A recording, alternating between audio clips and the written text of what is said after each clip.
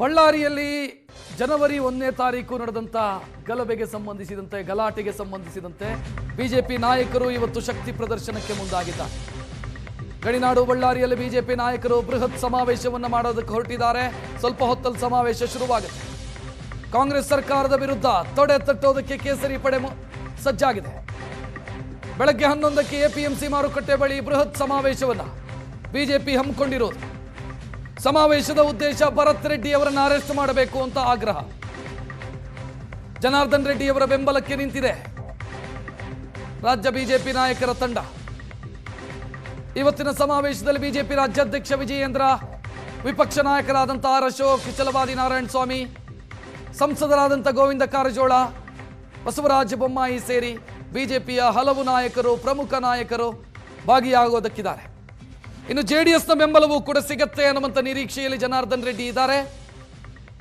ಕುಮಾರಸ್ವಾಮಿ ಅಥವಾ ನಿಖಿಲ್ ಕುಮಾರಸ್ವಾಮಿ ಅವರು ಸಮಾವೇಶಕ್ಕೆ ಬರಬಹುದು ಅನ್ನುವಂಥ ಯೋಚನೆಯಲ್ಲಿದ್ದಾರೆ. ಸ್ವಲ್ಪ ಹೊತ್ತಲ್ಲೇ ಸಮಾವೇಶ 11 ಗಂಟೆಗೆ ಸಮಾವೇಶ ಶುರುವಾಗುತ್ತೆ.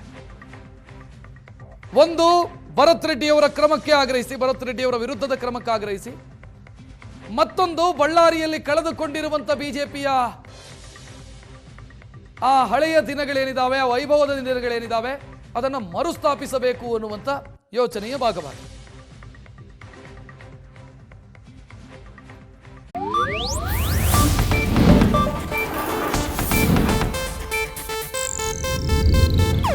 ಇದು ಏಷ್ಯಾನೆಟ್ ನ್ಯೂಸ್ ನೆಟ್ವರ್ಕ್ ಪ್ರಸ್ತುತಿ.